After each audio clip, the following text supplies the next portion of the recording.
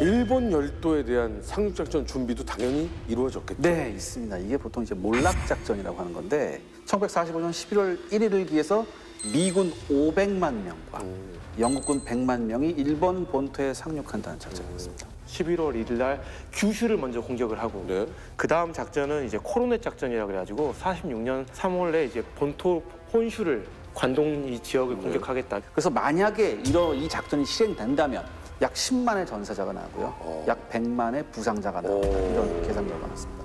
이 사상자는 감당할 수 없는 사상자죠. 그런 결론을 도달해요.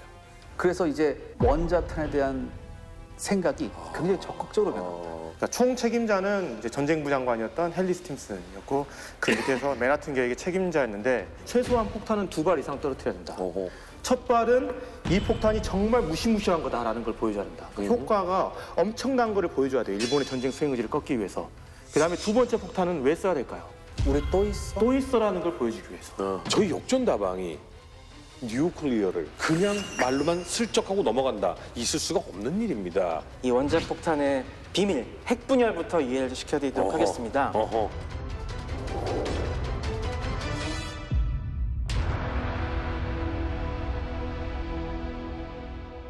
인류의 역사를 돌아보면요. 정말 수많은 전쟁이 있었고 수많은 무기들이 있었습니다. 그중에 인류 역사를 바꾼 무기가 뭐가 있느냐라고 하면 정말 많은 후보들이 있을 겁니다. 하지만 그 누가 얘기해도 절대 빠지지 않는 후보가 하나 있습니다.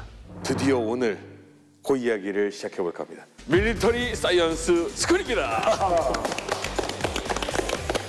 세계 최초의 핵폭탄에 붙은 별칭, 개인적으로는 좀 별로입니다. 직역을 하면 홀쭉이와 뚱보, 그리고 꼬맹이라고 이름을 붙였는데 이런 이름들을 약간 들으면 약간 개구쟁이 놀리는 것 같은 느낌. 리틀 보이. 왜 이런 걸 붙인 거예요? 영어로 하면은 thin man 그리고 fat man 그리고 little boy인데요. 왜 이런 이름이 붙었는지 그리고 그 뒤에는 어떤 숨겨진 디테일이 있는지 그런 걸 또 저희가 시원하게 파헤쳐드려야 역전다방 밀리터리 사이언스 스쿨 아니겠습니까? 그래서 이걸 한번 좀 제가 짚고 넘어가도록 하겠습니다. 히로시마에 떨어뜨린 폭탄의 별칭이 리틀 보이, 꼬맹이에요. 그리고 뒤에 나가사키에 떨어뜨린 것이 팬맨. 근데 사실 그 앞에는 틴맨이라는 폭탄이 하나 더 있었습니다.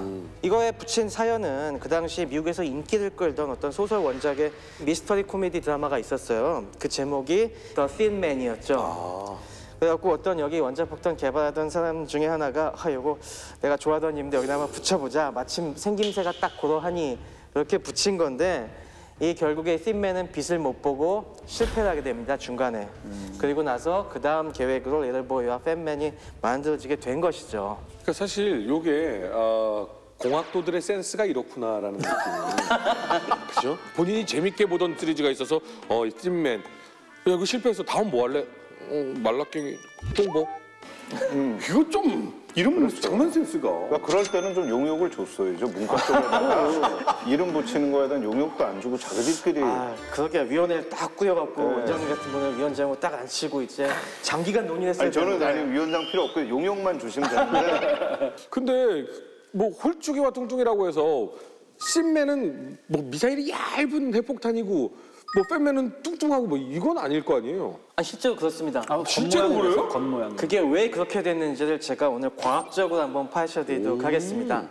근데 이걸 이해하기 위해서는 저희가 약간 원자폭탄의 원리를 좀 이해해야 될 것 같아요. 그래서 제가 오늘 이 원자폭탄의 비밀, 핵분열부터 이해를 시켜드리도록 하겠습니다. 원자폭탄의 원리는 쉽게 얘기해서 우리가 원자가 있으면은 원자핵이 있고 그 주변에 전자가 돌고 있다는 걸 옛날 과학 시간에 배웠지 않습니까?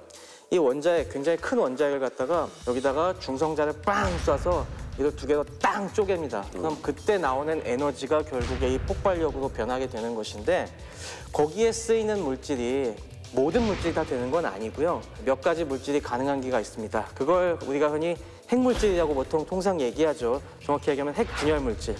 그 대표적인 것이 우라늄 235와 플루토늄 239가 있습니다.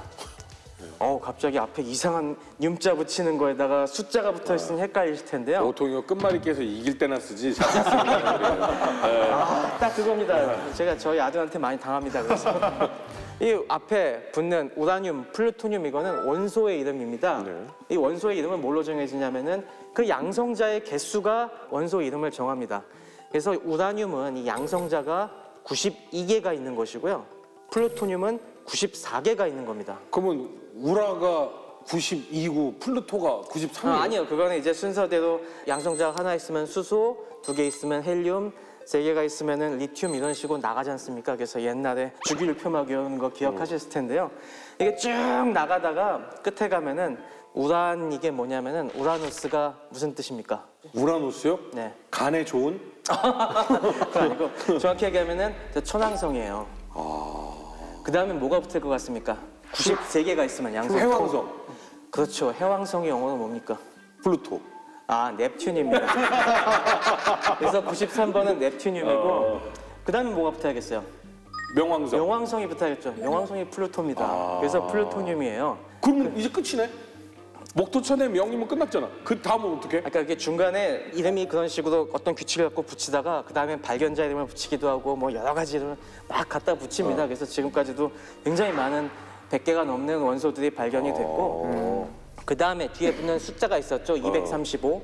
그거는 이 양성자 개수와 중성자 개수를 합친 겁니다. 그러니까 아까 우라늄 235는 양성자가 92개니까 나머지 143개가 중성자인 겁니다.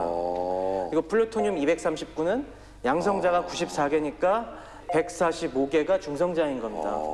자, 그렇다면 중성자 개수는 달라질 수 있나요? 그렇습니다. 우라늄 235만 있는 게 아니라 양성자가 92개가 되기만 하면은 중성자가 몇 개 붙냐에 따라서 236도 있을 수 있고 238도 있습니다. 아니 근데 그러면 어떤 물질이라는 게 네. 그걸 이루고 있는 구성물들이 합쳐져서 이렇게 물질을 이루고 있는 걸 텐데 왜 얘는 142개 중성자가 있는데 얘는 143개, 얘는 144개 그러면 다른 물질 아니에요? 아닙니다. 그거는 같은 원소고요. 같은 원소인데 조금씩 다르다고 해서 애들을 동위원소라고 합니다. 들어본 거 들어봤어. 네, 어딘가 들어보셨을 겁니다.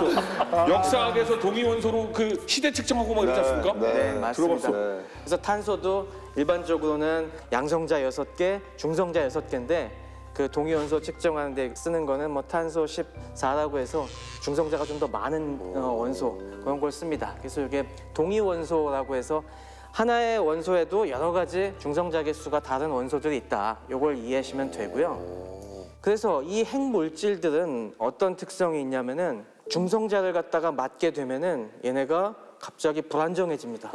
그래서 막 부들부들 떨다가 얘들이 좀 있다가 두 개로 쫙 깨집니다. 쫙 깨지면서 얘들이 중성자가 여기서 두세 개가 막 튀어나옵니다. 바깥으로? 네. 근데 이때 나오는 에너지가 굉장히 막대합니다. 저거는 왜 저런 일이 벌어지냐면은 자, 양성자는 플러스전을 갖고 있다고 했죠. 플러스전은 원래는 이렇게 뭉쳐놓으면은 반발해서 밀쳐나가려고 하지 않습니까? 근데 이걸 꽉 붙들고 있으려면은 굉장히 강력한 힘으로 얘가 붙들고 있어야 돼요. 그게 사실 어떤 강한 핵력이라고 하는 그 안에 힘이 작용하고 있는 건데 우리가 이제 집안에서 반대하는 결혼을 갖다가 한 커플 같은 경우에 얼마나 사랑을 끈끈하게 하면 단단히 붙어 있겠습니까? 근데 그걸 강제로 해서 떨어뜨려 보십시오.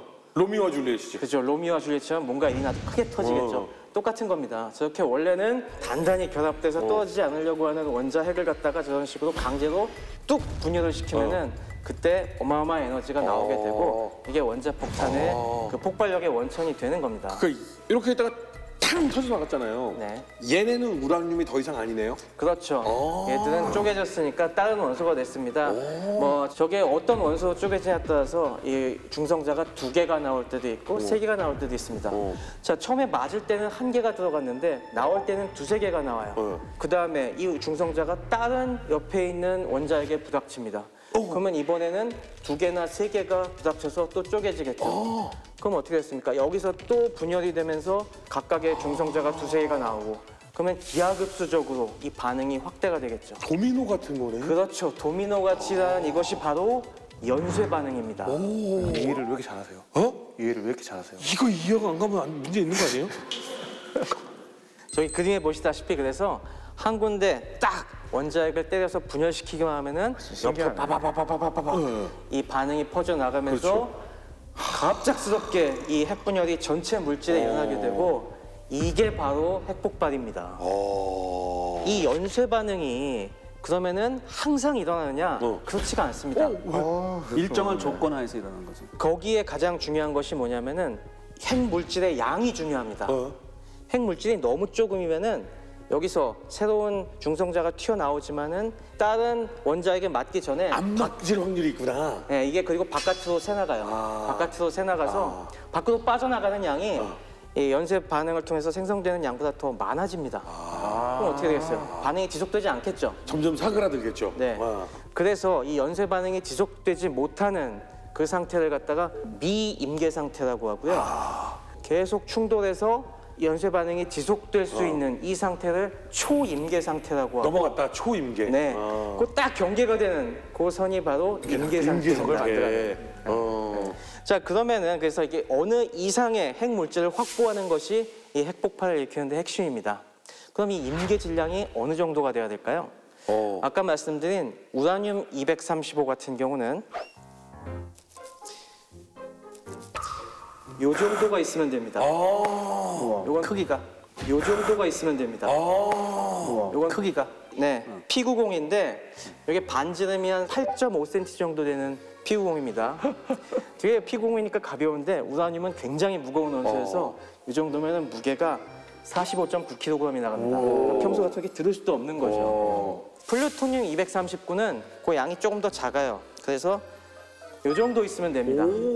요거는 반지름이 한 6.35cm 정도. 실제 이 크기 역시 무거워서 딱 실제 크기 맞춰서 제가 공을 갖고 온 겁니다. 이건 뭐 아까 리듬 체조 때문에 가져오셨는데. 볼. 이게 지금 리듬체조 공인가요? 아닙니다. 요거는 그냥 어떻게 또 스티로폼 공인데 대단하십니다, 이거 찾느라고 한참 드셨습니다. 아, 진짜.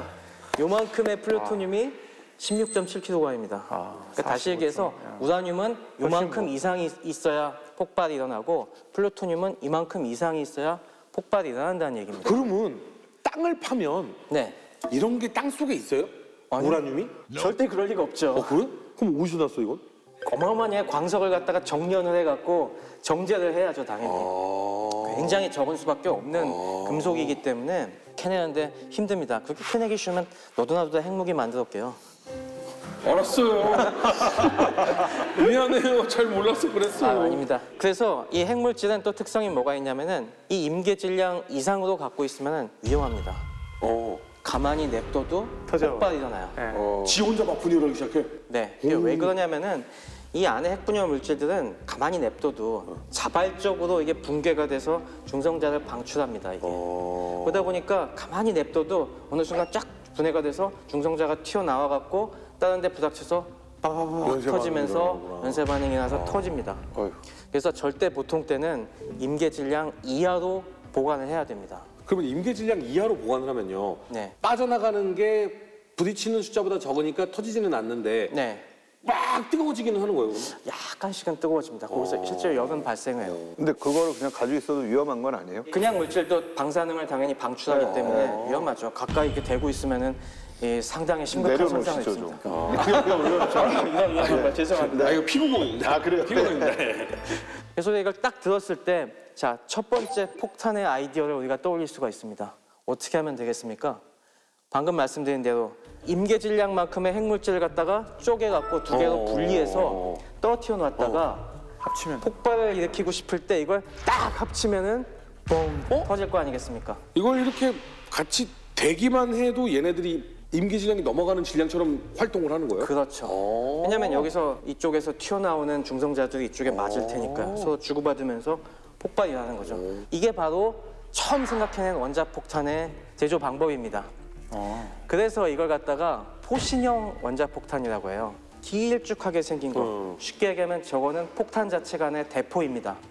대포에 포구에다가 반쪽짜리 핵물질을 놓고 그다음에 이 반대쪽에서 포탄으로 반쪽짜리 나머지 핵물질을 쏘는 겁니다. 그래서 딱 그럼 얘들이 딱 부닥쳐서 초임계 상태가 되면은 뻥 터지는 겁니다. 그러면 그 순간이 지금 우리는 저걸 그림으로 보고 이렇게 느끼니까 맞고 그러니까 징뻥이라고 생각하지만 네. 그 초임계 상태가 돼버리면 정말 빠르게 반응으로 터지는 거예요? 그렇습니다. 탁당 이렇게. 맞습니다. 굉장히 빠른 시간에 반응이 일어나는 겁니다. 그래서 최초에 이 설계자들은 두 가지를 정합니다. 핵물질 우리 뭐 쓸까? 당시 알려진 게 우라늄 235와 플루토늄 239인데 그 핵물질은 플루토늄을 쓰자.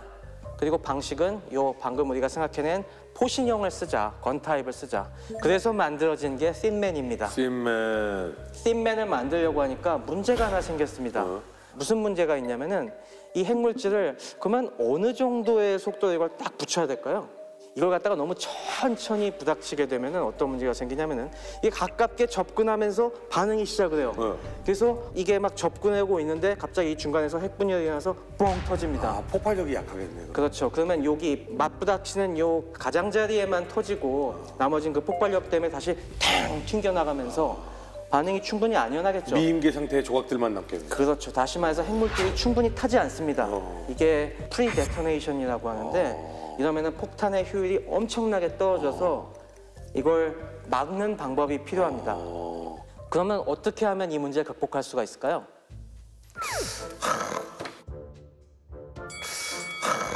빠르게 붙여지게. 그렇습니다. 역시 이제 아까 느리게 하면 안 된다고 했을 때 많이 빠르게 똑똑해지셨어요. 아주 빠르게 부닥치게 하면 됩니다.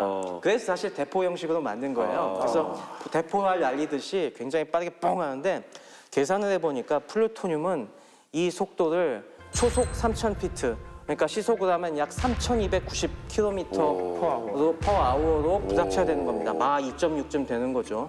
근데 이렇게 속도를 내려면은 우리가 대포에서 포구 초속을 빠르게 하려면 어떻게 해야 됩니까?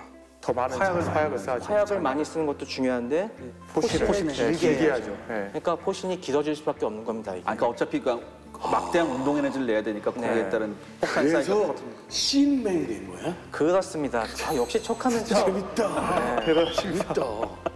그래서 길이가 무려 5.2m나 돼야 된다는 계산이 나왔습니다. 그래서 저런 모양, 그래서 저렇게 길쭉한 모양의 폭탄이 설계가 된 거죠. 그래서 딱 봐도 씬맨 같지 않습니까? 그러네요.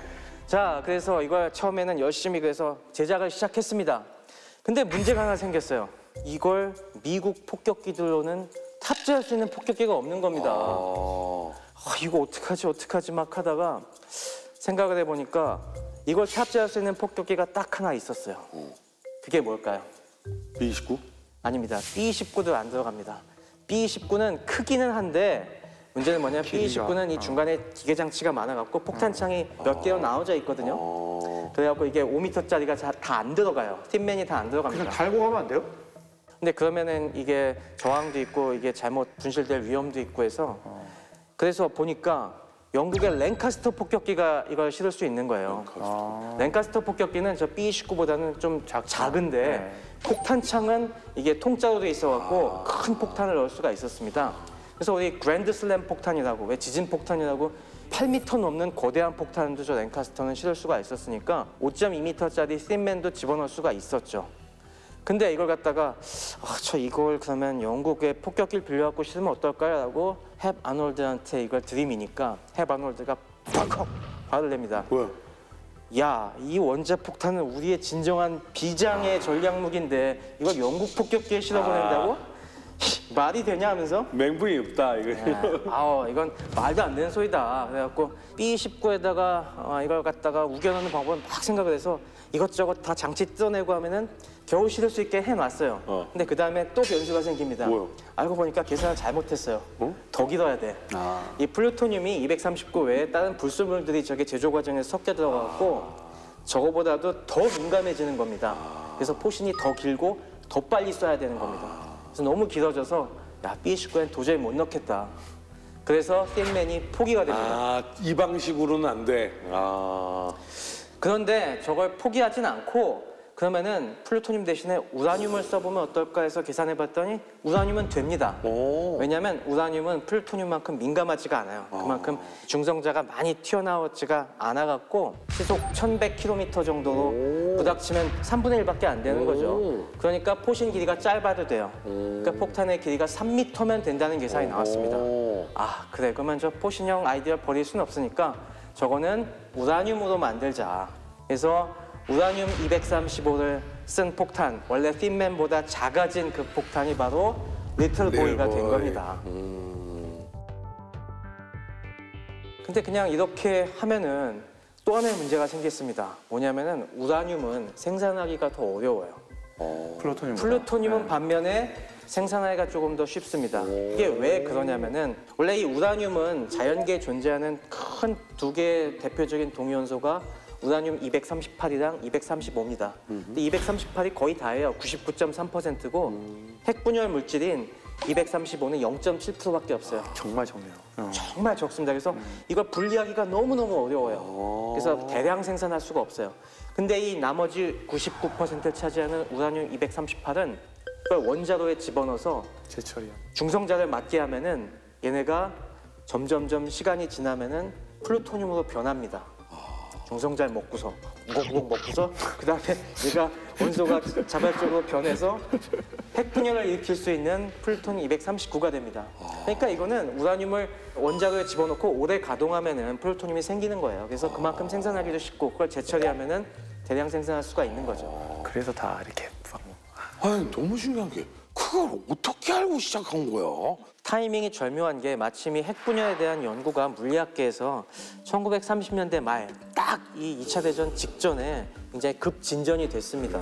그래갖고 이 사실을 갖다가 과학자들이 눈치를 채고서 그때부터 이제 이거에 박차를 가하기 시작을 한 거죠. 그러면 리틀보이하고 팬맨은 다 이제 우라늄으로 바꿔서 이제 만들기 시작하는 거예요?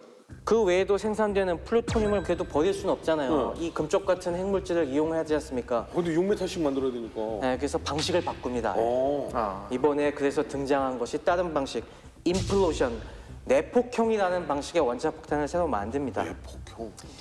이 내폭형은 뭐냐면은 우리가 겉으로 뻥 터지는 게 영어로 뭡니까? 익스플로전이죠. 바깥으로 터지는 거죠. 임플로전은 말 그대로 안으로 터져 들어가는 겁니다. 안으로 터질 수도 있어요? 안으로 터트리는 방법을 고안해냅니다. 이게 무슨 얘기인지 한번 이해해 보시죠. 자, 이거의 핵심 아이디어는 이겁니다. 연쇄 반응을 유지시키는데 아까 질량을 크게 만드는 게 기본이라고 했죠? 네. 근데 꼭 그 방법밖에 없을까요? 힘을 세게 하는 거.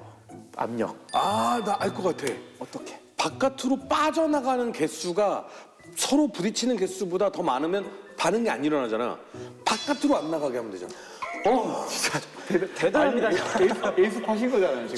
정답. 아, 진짜요? 아니 근데 안으로 폭파시킨다니까. 그러니까 쉽게 말해서 가다놔야 된다. 가둬놓으면 막 부딪힐 거 아니야, 막. 돈으로 얘기하자면은 돈 버는 방법이 재테크할 때 중요한 게 뭡니까? 돈을 안 쓰는 돈을 안 쓰는 거죠. 그겁니다. 그러니까 아내 같은 게이트키퍼가 있었고 쓰지 마 하면서 지출을 줄여야 되잖아요. 그렇죠. 그래서 첫 번째 방법은 바깥에 중성자를 반사시키는 쉴드를 갖다가 치는 겁니다. 중금속으로 싸서. 네, 중금속으로 싸서 얘를 갖다가 중성자를 못 빠져나가게 하는 게 하나가 있고, 근데 이것만 갖고는 부족해요. 여기서 하나 더 들어갑니다. 하나 더. 하나 더가 뭐가 하나 있는데 힌트 하나 주십시오. 되게 맞히고 싶구나. 압력 제가 아까 이야기했는데. 자, 아까 연쇄 반응이 네. 어떤 조건이 있어야 됩니까? 이게 중성자가 땅 부닥칠 때 스피드. 떨어져 나가야지. 얘가 더 많이 부딪히게 하면 되잖아요. 더 많이 부딪히게 하려면 어떻게 하면 될까요? 이 물질. 좁게 만들어. 작게. 또 맞췄어요. 와, 오늘 대단하네 정말. 이야. 그렇습니다. 이 물질 사이의 간격을, 원자핵 사이의 간격을 좁히면 되잖아요. 이 영상을 보시면 더 확실하게 알 수 있습니다. 쥐덫 위에다가 탁구공을 올려놓은 거거든요. 저렇게 띄엄띄엄 떨어져 있을 때는 공을 던져도 공이 안 맞고 딴 데로 튕겨갈 수 있잖아요. 근데 저걸 갖다가 만약에 좁게 만들어 놓으면 저렇게 배양해 보세요. 그럼 하나가 뚱 떨어지면은 빠박 튕기면서 이게 순식간에 연쇄 반응이 일어나서 다 튀기지 않습니까? 그러니까 그 밀도를 훨씬 더 높이는 거죠. 네. 밀도를 높이면 됩니다. 밀도를. 이 임계 상태가 아닌 물질도 꽉 눌러서 이렇게 밀도를 굉장히 높일 수만 있으면은 이걸 초임계 상태로 만들 수가 있는 겁니다. 그리고 그 상태로 중성자를 반사시키는 걸 덮으면 그렇죠. 자, 그럼 이렇게 짜부아트리려면은 어떻게 짜부아트릴 수 있을까요? 안 손으로 누를 누르는 건 안 되잖아요. 안 되겠죠, 안 되겠죠. 그럼 어떻게 할까요? 그때 폭탄을 쓰는 겁니다. 자, 그래서 고안한 게 이 내폭형을 쓰면은 핵물질이 이만큼 필요 없습니다. 플루토늄이 요만큼만 있어도 돼요. 요거는 티볼, 우리 이제 연식 야구하는 그 티볼인데 요거는 훨씬 더 작은 사이즈로도 이게 됩니다. 반지름이 한 46mm, 그러니까 이게 9cm 정도 되는 공인데 근데 가만히 냅둔 상태에서는 미임계 상태죠. 안 터집니다.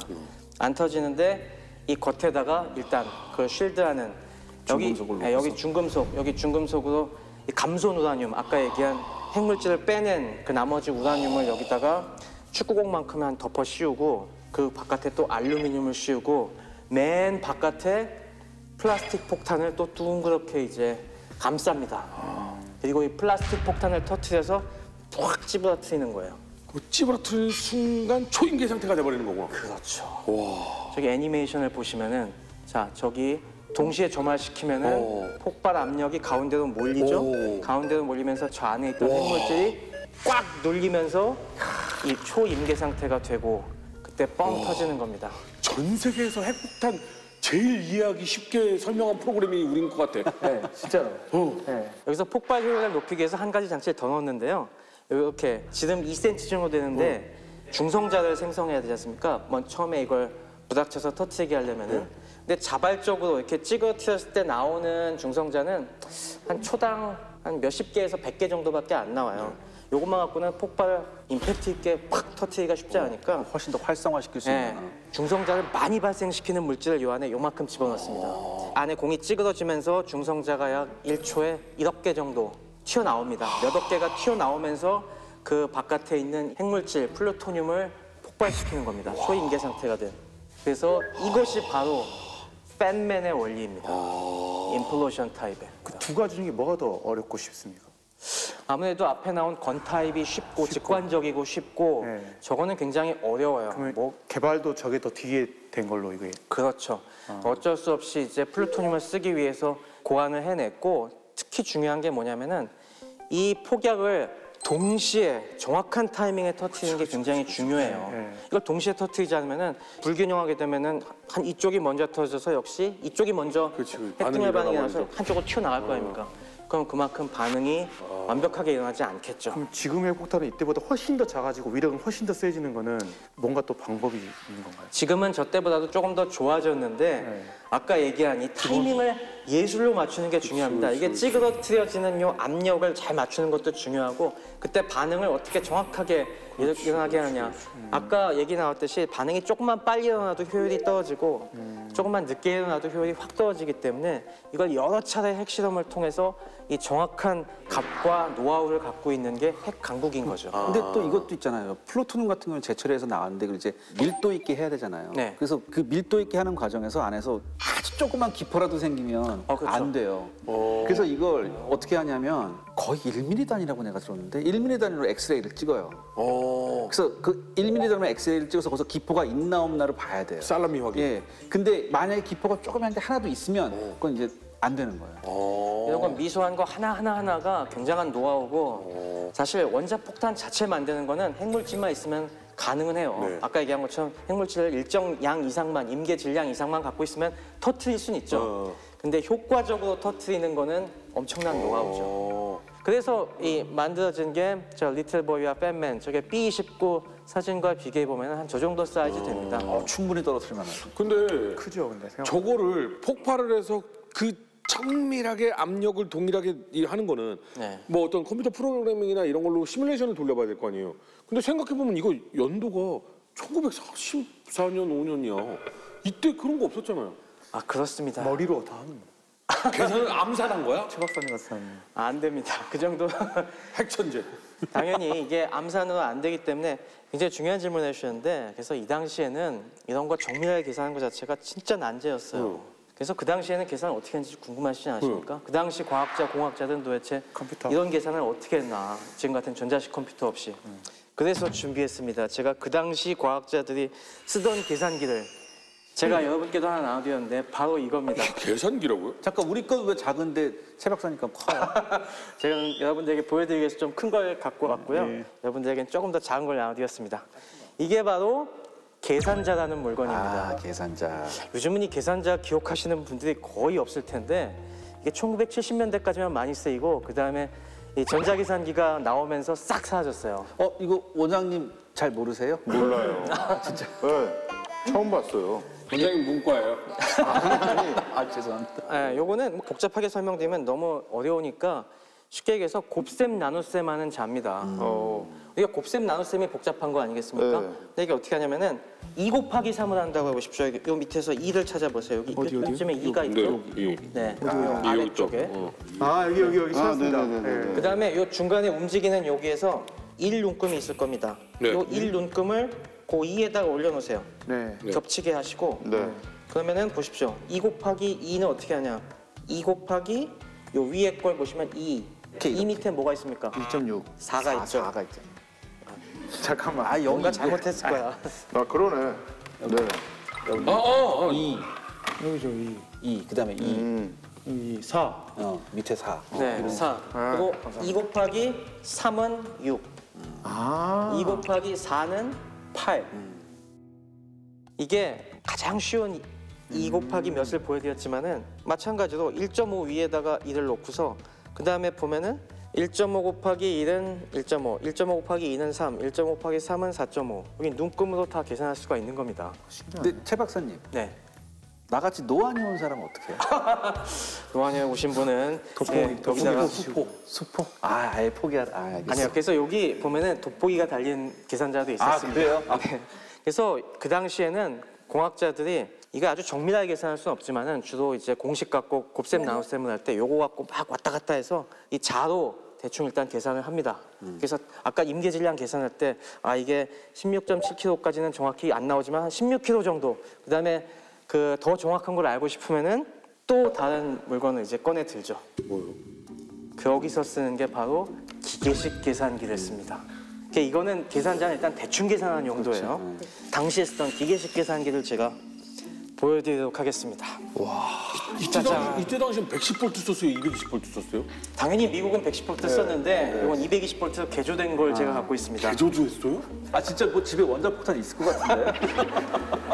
내가 봤을 때 몰래 만들었어. 진짜 뭐 냉장고에서 뭐 이렇게 해가지고 만들었어. 이거는 굉장히 직관적인 계산기입니다. 사치견산 예를 들면서 한번 어떻게 작동하는지 보여드릴게요. 일단 덧셈부터 보여드리겠습니다. 325 더하기 456 더하기 222. 이걸 어떻게 하냐면은 키가 있죠. 버튼이 있습니다. 이게 바로 키보드입니다. 그래서 3, 2, 5. 그다음에 그러면 여기 3, 2, 5가 나오죠. 그러면 여기 3, 2, 5가 나오죠. 대박 사건! 그다음에 4, 5, 6 더합니다. 여기 나오죠? 얼마입니까? 781 되죠? 여기다가 222 하고 또 더합니다. 답이 나왔습니다. 1003. 안에서 알아서 되는 거네요 이게. 네. 그러니까 이 안에는 그럼 수백 개의 톱니바퀴가 있다는 얘기죠. 그렇죠. 옛날 우리 전화기랑 비슷하네요. 돌려서. 그러니까 예전에 우리 뭐 아날로그 컴퓨터 같은 거. 네, 아날로그 컴퓨터 같은 게 이 안에 들어가 있는 겁니다. 아니 어떻게 이런 걸 만들 생각을 하지? 자, 그다음에 신기하네. 이 1003에서 325를 다시 빼면 얼마가 될까요? 325 뺄셈을 할 때 마이너스 버튼을 누르면은 678 나옵니다. 자, 요것만 이거 덧셈 뺄셈은 너무 쉬우니까 곱셈을 해보겠습니다. 789 곱하기 234는 얼마일까요? 와 이거는 뭐 쓰지 않으면 계산 안 좀 되는데. 쓰지 않으면 어렵겠죠. 자, 이것도 계산해 보겠습니다. 789 이게 한 다음에 234는 1의 자리부터 곱합니다. 그래서 일단 4부터 곱했고요. 그 다음에 자릿수를 옮깁니다. 그 다음에 10의 자리, 30자리 34 곱한 게 이게 지금 요만큼이고요. 그 다음 200을 곱하기 위해서 한 번 더 자릿수를 올리고 그럼 234를 곱한 값은 얼마니까 여기? 184,626입니다. 이거를 하려면 고도의 숙련도가 필요하겠다. 쉽지 않네요. 그러니까 더하기하고 곱하기하고 하는 그 로직이 달라서 자릿수 이걸 막 하려면 계산하고. 굉장한 숙련도가 필요했겠는데. 자, 곱셈을 이런 식으로 할 수가 있습니다. 나눗셈도 한번 해볼까요? 477,591 나누기 224를 해보겠습니다. 이걸 손으로 계산하면 어떻게 할까요? 이 손으로 할 땐 저렇게 하죠. 쭉 계산. 저 누가 쓰는 거예요? 최 박사님께서? 네, 제가 따님이 하신 것 같은데? 네, 저희 아들한테 시키면 저런 식으로 계산을 해오겠죠. 저희 자, 아들한테 시키면 저기 X가 그려져 있습니다. 자, 여기다 이제 수를 다시 쳐냈습니다. 4, 7, 7, 5, 9, 1 칩니다. 그래서 일단 요거를 콘솔에 여기다 딱 올려놓고요. 자, 그 다음에 이걸 어떻게 하겠습니까? 2부터 해야 되군요. 네, 그럼 저 2를 할 때 저기 477부터 계산을 해야겠죠? 477부터. 477 나누기 그렇기 때문에 이걸 갖다가 올립니다. 딱 네 자리. 올려갖고 아, 여기서 이젠 224를 나눠야 됩니다. 그래서 224를 하고 그 다음에 얘를 또 나눈 다음에 한 번 하면 2000이 지금 계산됐어요. 그 다음 이걸 다시 자릿수를 옮긴 다음에 그 밑에 뚝 하고 한 번 하면 2100. 그 다음 한 번 더 올리고 뚝 2130 하고 또 계속 하면은 또르륵 가는데 뭐가 나와? 계산이 나왔습니다. 신기하네. 몫이 2132입니다. 그 소수점이야. 나머지가 23이 나왔습니다. 나머지가 23. 그러니까 소수점까지 표기가 안 된다. 그럼 소수점은 이걸 더 쭉 당겨갖고 그렇지. 그 다음 거를 네, 그 다음 계산하면 걸 예를 계속 들면 계산하면은 덧셈 로직을 누르면 톱니바퀴가 덧셈 톱니바퀴들이 물리게 되고 곱셈을 누르면 곱셈 톱니바퀴가 물리게 되고 이렇게 하는 곱셈 거예요. 버튼이 따로 있는 게 아니라 곱셈이라는 건 뭡니까? 3 곱하기 5라고 하는 거는 3을 5번 더한 거잖아요. 그럴 땐 덧셈을 계속 누르고 있으면서 5번 더할 때까지 누르고 있는 거죠. 그러니까 이거는 그러니까 쉽게 말해서 이런 기계는 있는데 엔지니어들이 계산할 때 직접 엔지니어들은 계산할 필요가 없고 엔지니어들이 써서 주면 옆에서 계산하는 사람이 따로 오퍼레이터가 있겠죠. 맞습니다. 그게 바로 그런 사람들을 뭐라고 했냐면은 캘큘레이터. 컴퓨터라고 했습니다. 그래서 원래 진짜? 컴퓨터가 계산하다는 그 뜻이잖아. 보직이 컴퓨터예요, 원래. 좋은 거네. 그래서 원래 컴퓨터는 이런 우리가 쓰는 뭐 전자 계산기 이걸 컴퓨터라고 한 게 아니라 그 당시에 이런 기계식 계산기를 다루는 이런 전문 조작 오퍼레이터들을 컴퓨터라고 했습니다. 그래서 PC 퍼스널 컴퓨터가 그럼 네. 프리랜서, 캐셔 이런 것처럼 컴퓨터라는 사람이 있는 그렇죠. 컴퓨터가 원래 사람을 가리키는 거였어요. 그래서 똑똑한 사람한테는 너 인간 컴퓨터다. 단순 노무직이란 뜻이잖아. 죄송합니다. 아까 말씀드린 이 계산자에도 사실 굉장히 우리 지금까지 쓰는 유산이 하나 남아 있습니다.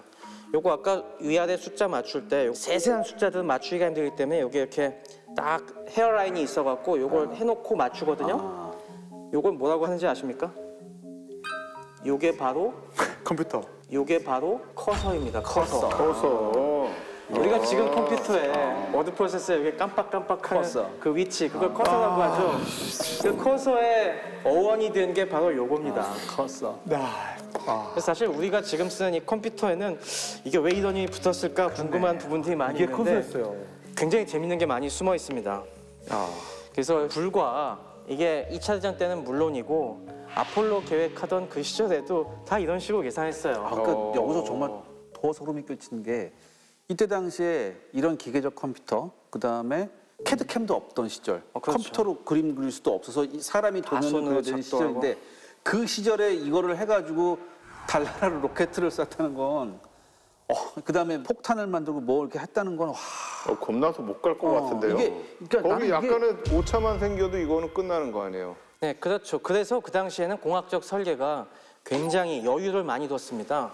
빠듯하게 맞추지 않고 약간의 계산이 이런 오차가 있을 걸 감안을 해서 넉넉하게 튼튼하게 만들었죠. 그래서 모든 무기들이 조금 처음에는 이제 컸군요. 이렇게 사이즈가 클 수밖에 없는 맞습니다. 거죠. 예. 근데 가면 갈수록 이게 정밀해지니까 사이즈가 작아지겠죠. 맞습니다. 사실 맨하튼 프로젝트에서 원자폭탄을 개발하는 내용을 보면 우리 머릿속에는 사진 속을 잘 더듬어 보면요. 다 남자만 있어요. 사실은. 근데 여성 브레인들의 활약도 컸다면서요. 그렇습니다. 이런 인간 컴퓨터들이 상당수가 여성들이었어요. 우리가 당시에는 아직까지도 뭐 과학계에서 특히 여성의 유리천장이 굉장히 심해갖고 뛰어난 여성 브레인들이 이 계획에 많이 참여하지 못하고 겉돈 경우도 많이 있고 수학에 재능이 있는 사람들도 그런 식으로 인간 컴퓨터 동원된 경우가 많이 있고 그래서 아폴로 계획 당시에 그런 인간 컴퓨터들을 다룬 영화가 이제 히든 피겨스라고 기억하시는 분들도 있을 거고요. 또 굉장히 의미 있는 여성 물리학자 한 분이 아쉽게 이 외곽에서 참여한 경우가 있습니다. 그분이 우젠슌이라는 우젠슌이라는 중국계 여성 물리학자가 있었습니다. 여러 가지 유리천장 때문에 실제로 그 맨하탄 프로젝트 사이트에 가서 일은 못했어요. 그냥 바깥에 대학에서 일하다가 이 안에서 만들던 남자 과학자들이 뭔가 문제에 부닥치는 일이 많았어요. 그랬을 때, 야, 이거 어떻게 해야지? 누구한테 물어보면 될까 했을 때, 혹시 우젠슝한테 가봐. 우젠슝한테 물어보면 알지도 몰라. 했을 때 이 양반이 풀어준 중요한 문제들이 몇 개가 있습니다. 아까 플루토늄 생산하는 공정에서 중요한 난제를 해결하는 것도 있고, 아까 이 플루토늄, 우라늄 같은 거 농축하는 이 과정에서 어떻게 그걸 할 수 있을까, 그거에 아이디어를 내기도 하고 굉장히 큰 공헌을 해서 진짜 숨은 공로자였는데도 불구하고 이 사람이 덜 알려졌죠, 그 당시에는. 그리고 이 양반이 업적이 굉장히 뛰어난데도 불구하고 노벨 물리학상을 못 받으셨어요. 그러니까 예를 들어 뭐 인종적 다 작용했죠. 인종과 성별이 모든 게 다 작용을 했습니다. 우리 물리학자 후배님이 봤을 때도 이 정도면 충분히 노벨 물리학상 받을 만한 거 아니, 뭐 그런 공을 세운 분인데, 그래서 나중이 돼서야 미국 물리학회에서도 상을 특별히 주고, 그 다음에 여성의 지위가 좀 올라간 다음에 많은 뭐 조명이 이루어졌습니다. 자, 그런데 말이죠. 혹시나 잊으신 분들이 있을까 해서 한번 되짚어보면 카스테라 얄라폭시네. 카이로 때 장제스가 중심으로 해서 3명이 앉아있는 모습이 있었고요. 그렇기 때문에 장제스가 있으니까 아시아 정세 뭐 이런 거 우리나라 정세에도 많이 영향을 끼쳤고, 그다음에 테헤란이 있었고요. 테헤란 때는 스탈린이 왔죠. 그러니까 유럽에 대한 이야기가 막 생겼어요. 그러다가 정말 중요한 얄타에서 뭐 지금의 크림반도부터 시작해서 정말 많은 것들이 확정이 됐었거든요. 근데 가만히 생각해보면 한 분이 가셨어. 그래서 다른 분이 이제 그 자리에 앉아 계신 게 바로 아직 얘기 안 한 폭신의 포츠담 회담이죠. 네. 사실 이제 포츠담 회담은 두 사람이 바뀌어요. 두 사람이 예. 바뀌었어요? 그러니까 처칠도 바뀝니다. 중간에 바뀐다. 네. 정권이 네, 이게 또 중간에 바뀌는 패배해서. 거고. 그다음에 우리가 이제 포츠담 회담 하면은 우리 포츠담 선언만 생각을 하는데 네. 우리가 알고 있는 포츠담 선언은 앞에 회담하기 전에, 그러니까 이게 두 개로 지금 나뉘어져 있습니다. 회담하기 전에 일본에 대해서 최후 통첩을 한 거죠. 그게 이제 포츠담 선언이고, 네. 거기에는 사실 스탈린은 이 사인을 안 하는 거고요. 거기는 이제 카이로 회담에 모였던 영국과 미국과 중국 이 사인을 하는 거고, 그러니까 거기는 이제 장개석 총통이 거기다 사인을 하는데 장개석 총통은 막상 오지는 못해요. 그러니까 중국 상태가 사실 좋지 않았고, 네네. 이게 일본과의 전투가 있었을 뿐만 아니라 사실 공산당과의 관계도 있었기 때문에 올 수 있는 조건이 안 되는 상황이었고, 그래서 오지 않은 상태에 이제 포츠담 선언이 있었고, 포츠담에서 논의가 되고 협정이 된 거는 이제 유럽에서의 전후 처리 문제입니다. 그러니까 앞에서 이제 일본에 대한 걸 먼저 하고 뒤에 가서 유럽을 어떻게 우리가 할 것이냐라는 논의가 보다 이제 구체적으로 되는데, 이 포츠담 선언이 기본적으로는 카이로 선언의 기본적인 전제를 거의 다 계승을 하고 있습니다. 그래서 이제 기본적으로는 무조건 항복이다. 무조건 수락해라. 그러니까 군국주의자들은 이제 더 이상 우리가 인정하지 않겠다라는 거고, 그다음에 이제 중요한 게 뭐냐면 포츠담에서 일본 영토에 한정된 부분들을 좀 더 구체화합니다. 그러니까 카이로 선언에서는 1914년 이후에 일본이 탐욕으로서 뺏어온 영토들을 모두 반환한다. 제자리로 돌려놓는다. 이렇게 돼 있어요. 1914년이 제1차 세계대전이 발발한 해입니다. 네. 그러니까 1차 대전의 승전국으로 해서 가져온 영토는 다 반환한다. 이렇게 돼 있는 건데, 이 포츠담에 오면 거기에다 플러스 일본의 주권은 혼슈, 홋카이도, 큐슈, 시코쿠. 그게 이제 지금의 일본의 4개의 섬이죠. 네, 네. 그거에다가 부속 도서 얘기를 합니다. 이렇게 해서 제안을 딱 그렇죠. 그러니까 요거는 나중에 이제 샌프란시스코 조약에서 일본의 영토를 어디로 할 것이냐라고 정할 때 기본적인 하나의 원칙이 딱 되는 게 이제 요 부분들입니다. 그럼 지금의 일본을 딱 결정한 게 여기네요. 그렇죠. 여기서 이제 산업의 부분에서 있어도 군수 산업은 안 되는 거고, 그다음에 일본은 더 이상 무장은 안 되고 점령군은 어떻게 하고, 그런 어떤 내용들이 여기에 들어가 있는 거고요. 일단 선언이 나오고 나서 그 다음에 이제 유럽에 대한 이제 처리 문제가 또 논의가 되는데, 그 중에 이제 중요한 것 중에 하나가 사실은 이 전범 처벌 문제입니다. 독일은 지금 패망한 상태예요. 그러니까 독일에서 지금 전범 처리를 이제 시작을 해야 됩니다. 네. 그러니까 태평양 전쟁에서도 그렇죠. 끝나고 나서 전범 처리의 문제들을 얘기를 해야 되는 거죠. 그래서 여기서 이제 전범 처리에 대한 얘기가 들어가게 됩니다. 그 다음에 이제 포츠담 이 협약에 가서는 다시 한번 이전에 이제 얄타에서 논의가 됐었던 이 독일과 다른 지역들을 어떤 방식으로 분할을 하느냐라는 문제가 여기서 또 한 번 논의가 됩니다. 사실 스탈린 같은 경우에 야 이거 내가 결국은 베를린 먼저 들어왔어.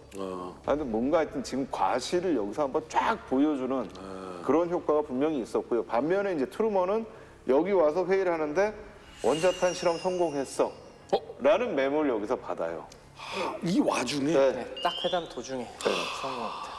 전보가 7월 16일 날 첫 원폭 성공했다는 메모를 처음에 이제 스팀슨이 받았고 또 이어서 이제 리틀보이까지 성공했다는 메모를 받는데 그 전보 내용을 잠깐 읽어드리면 이렇게 말을 합니다. 리틀보이가 그의 형만큼이나 튼튼하다는 사실에 확신을 가지고 박사는 매우 흥분된 상태로 돌아왔습니다. 그의 눈빛은 롱 아일랜드에 있는 스팀슨의 고향까지 번뜩이고 있고 그의 고함 소리는 여기서 내 농장까지 울리는 듯한 아주 잘 속이고 있는 그런 내용인 거죠. 그러니까 사실 처음에 트루먼이 갈 때는 사실 저는 기분이 안 좋았을 것 같아요. 왜냐면 트루먼의 생각은 소련하고 별로 손잡고 싶은 생각도 없고 스탈린 만나는 것도 별로 기분이 안 좋은 데다가 자기들이 점령한 지역이라고 포츠담으로 들어와라는데 그것도 기분이 나빠요. 그런데 갔는데 메모지가 딱 오는 거예요. 이게 됐어? 야 그러면 뭔가 우리가 전략적인 변화를 가져올 수도 있겠구나. 요 생각을 하는 게 바로 포츠담 회담이에요. 네. 원폭이 중간에 이제 성공했다라는 소식이 지금까지 트루먼이 가지고 있던 딜레마를 좀 해결시켜준 부분인 것 같습니다. 궁극의 전략적 무기를 우리만 가지고 있다. 그래서 트루먼이 가지고 있던 딜레마는 첫 번째가 루즈베트의 유산이잖아요. 무조건 항복은. 그러니까 이게 사실 뭐 카사블랑카 회담부터 단순히 이제 수축국의 군대를 제거하는 게 아니고 이런 정치 체제를 완전히 없애야 되는 부분인데 사실 미국 여론 자체가 일본 왕을 어떻게든 처벌하기를 원했습니다. 30%가 사형시키기를 원했고 70% 이상이 어떻게든 처벌을 해야 된다. 그러니까 그렇게 완화시키고 싶지 않았던 부분이 이렇게 있었던 거죠. 그러니까 무조건 항복을 요구를 해야 되는데 한편으로는 그렇게 하면 너무나 또 우리의 피해가 심할 것 같고 일본이 끝까지 저항하니까 그럼 뭔가 완화를 시켜줘야 되는데 그래서 사실 포츠담에 오기 전까지 포츠담 선언의 초안에는 어떤 내용이 담겨 있었냐면 그게 스팀슨의 주장이 반영된 겁니다. 입헌 군주제를 해주겠다. 일본 왕실을 유지시켜주겠다라는 그게 초안이었습니다. 근데도 뭔가 계속 꺼림칙한 거예요. 이거 하면 안 되는데. 그러면 번스 같은 경우는 이게 자기도 막 수정을 가해놓고 그런 상황에 있었는데 원폭이 딱 개발이 되니까 이 딜레마를 해결할 수 있겠구나. 원폭으로 일본을 항복시켜줄 수 있겠구나. 그래서 그 전에 포츠담 선언 같은 경우는 어떻게 보면은 본토를 들어가기 전에 우리가 너희한테 주는 최후의 통첩이야의 성격이었지만 원폭이 개발된 이후에는 너 항복 안 하면 우리가 원폭 써버릴 거야.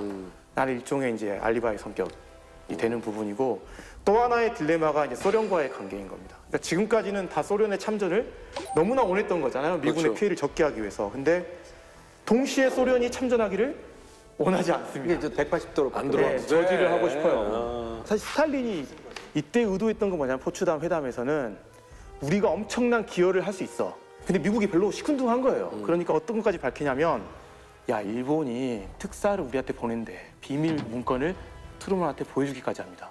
우리의 영향력이 이만큼 있어. 근데 사실 미국은 그것도 다 알고 있었어요. 일본의 움직임도 매직을 통해서 다 간파를 하고 있었고 스탈린에게 이런 거 요청을 했다는 거 다 알고 있었죠. 근데 스탈린 입장에서는 기분이 나쁜 게 나는 나의 패를 모든 걸 다 미국한테 깠는데 미국은 여전히 원폭에 대한 구체적인 걸 숨기고 있네. 그러니까 스탈린의 수도 여기서 좀 뭔가 뒤틀리는 거죠.